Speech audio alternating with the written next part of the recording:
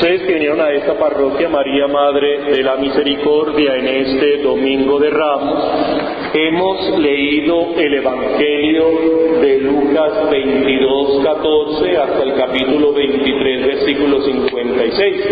Yo no quisiera alargarme mucho explicando un texto que simplemente ustedes y yo debemos de contemplar, leerlo y simplemente quedarnos como imbuidos en esta cantidad de cosas que nos relata el evangelista Lucas. Pero yo sí quisiera que ustedes simplemente tuvieran los siguientes elementos claros con base en esta lectura.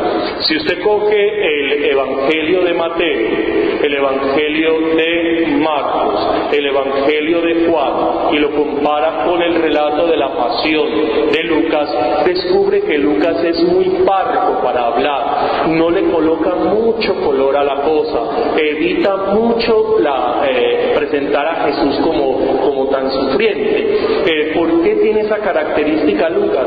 Porque Lucas es una persona que busca siempre como la tranquilidad y la armonía, tanto que si Santos lo hubiera conocido, lo hubiera nombrado comisionado de paz. ¿Por qué? Porque Lucas tiene la facilidad de arreglar como las dificultades, tiene como esa posibilidad del diálogo. Léase todo el texto de los Hechos de los Apóstoles y usted va a descubrir que Lucas nunca escribe problemas, no, todo el mundo se quiere, todo el mundo se respeta, todo el mundo comparte. Esa es una característica de Lucas. Él dice que los problemas realmente son malentendidos, que la gente no es mala, que realmente es porque hay expresiones de pronto que se hacen muy fuertes, pero Lucas trata de tapar siempre las cosas. Mientras que usted se lee a Marcos, a Mateo y a Juan, eso sí le ponen color, empiezan a mostrar cómo a Jesús lo maltrataron, es decir, parece como si trabajaran en ese periódico El Cubo, que es amarillista. Eso les pone sangre y sacaban la carne y le enterraron la corona y lo golpeaban y lo maltrataban. Eso le fascina a Marcos, eso le fascina a Mateo, mostrar como ese dolor, esa situación tan complicada, muy amarillista Mateo y Marcos, mientras que Lucas dice, pero es que nosotros estamos hablando del Señor, tratemos de no presentar una cosa tan fuerte, tan dura, tan así que acuérdense que Mel Gibson, cuando hizo esa película de la Pasión, los judíos le pidieron a Juan Pablo II que no la presentara, que diera una orden para que no presentaran esa película, y el Papa Juan Pablo dijo, no, es que eso pasó. ¿Y por qué los judíos hicieron eso? Para que evitaran como el antisemitismo, porque los cristianos tenemos la idea transversal, o tenemos una idea transversal sin querer queriendo, nosotros somos antisemitas. Es decir, existe un no sé qué contra ese pueblo donde refleja tanto daño y que en estos días aflora bastante esa situación que ellos no pueden ocultar, aunque quieran tapar el dedo con el sol, con un dedo. Y papá dijo, no, que eso salga. Y ustedes han visto la película y parece ser que cuando uno lee los libros de historia y esa situación de la cruz que Alejandro Magno descubrió en Persia y luego lo trajo hacia Occidente y los romanos la popularizaron, donde mataron millones y millones de gente a punta de crucifixión, era una muerte aterradora, tan así que la familia no podía descolgar el cadáver de la cruz, las aves de rapiña iban y consumían el cadáver. Imagínate uno ver el papá o uno ver pues el familiar de uno expuesto ahí. Imagínese usted el olor en la vía Apia, que es una de las vías más principales de Roma en la época del Imperio. Ahí mataron gente seguido y según dice la historia, ni siquiera los soldados tenían espacios para crucificar a tanta gente. Te imaginas el olor, y ahí no había sanidad pública, ahí no había derechos humanos, ahí no había nada, ellos hacían lo que querían. Entonces esta muerte era aterradora, era espantosa, tenían unas técnicas especializadas para hacer que esta gente sufriera, y a Lucas le parece que esto es demasiado para aquellos que creemos en el Señor. El segundo elemento que yo quisiera que tuviéramos en cuenta es, cuando nosotros leemos la Pasión, este texto que hemos escuchado del evangelista Lucas, y si usted también lo lee en Mateo, y si también lo lee en Marcos, y si también lo lee en el evangelista Juan, usted descubre que Jesús nunca pierde el control. Una de las cosas que ustedes y yo sabemos hoy en psicología del desarrollo humano es que cuando el cerebro está en altos niveles de estrés, desarrolla un mundo alterno, es decir, se desconecta de la realidad y aparece hacia un mundo externo, hacia un mundo alterno. Eso lo podemos leer, por ejemplo, con estos dos malhechores. Mire que cuando ellos estaban en tanto nivel de angustia, que el uno lo que hace es empezar a mostrar su agresividad hacia todo lo que le rodea, y el otro se empezó a crear un mundo fantasioso, un mundo más allá de. Por eso le dice: Señor, acuérdate de mí cuando estés en el paraíso. Nosotros es que le ponemos un tinte bastante hermoso, pero lo que el tipo hizo fue aislarse de la realidad, que eso sucede mucho. Hacemos mundos fantasiosos.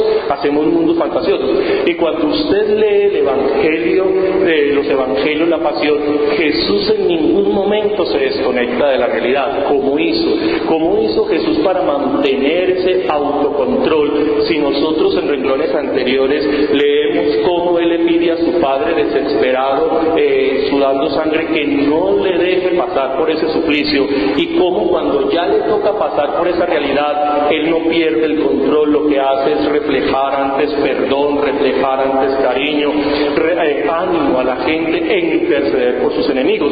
¿Cómo hace? Entonces, para poder nosotros entender esto, tendríamos que leer la vida de Jesús, y nosotros descubrimos que Jesús siempre tuvo una relación muy estrecha con su Padre.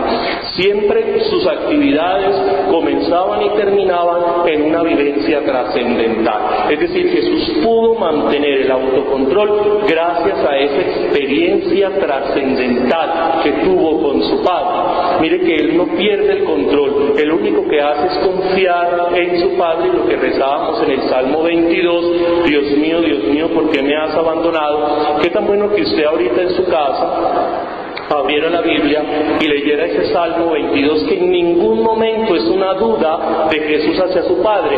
La gente cree que Jesús empezó a decir: Dios mío, ¿por qué me has abandonado? Porque se sintió abandonado de Dios. No, usted no ha leído el Salmo 22.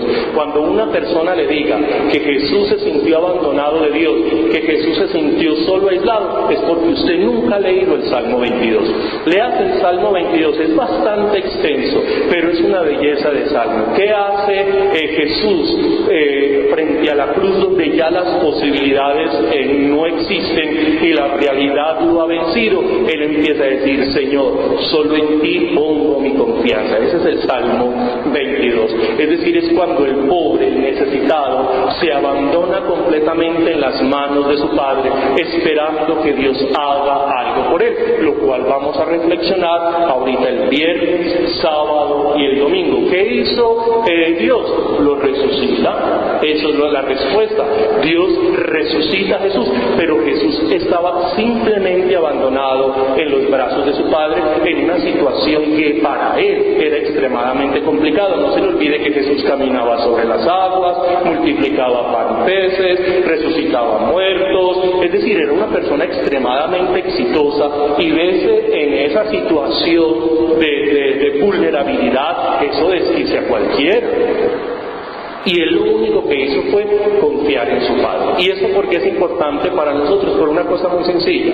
Porque muchos de nosotros creemos que la espiritualidad, la trascendencia, la religión es como un adorno. Hay mucha gente que dice: no, es que yo vengo a misas cuando me nace, o yo no, yo soy una persona muy religiosa, pero yo rezo a mi manera. No, es que yo no tengo que ir a la iglesia, yo me encuentro ahí con Dios, yo cierro la puerta y porque Dios está en todas partes y me escucha. Es decir, tenemos unas ideas tan ilógicas, y que se va volviendo la realidad espiritual tan accesorio, que perdemos la dimensión de la trascendencia y nos volvemos autodependientes. ¿Qué sucede entonces con esto?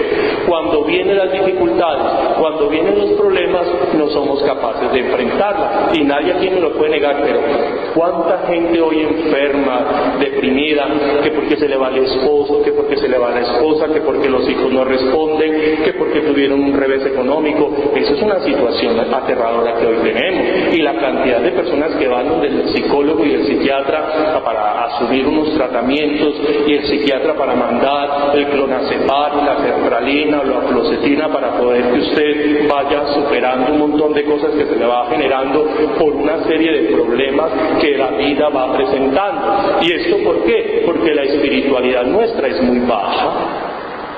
Porque la gente viene a misa, pero viene en una actitud demasiado relajada, no le ve la importancia del elemento religioso, se desprenden muy fácil de esta realidad trascendental, y claro, cuando tenemos que pasar por cañadas oscuras, nos descontrolamos. Eso que no me digan cuando tienen que ir donde la bruja, a que les eche la suerte y empieza a escupirlos con agua bendita y a leerles el tarot, y no me digan que no, porque así es. Porque la vida no es fácil. ¿Quién dijo que la vida es fácil?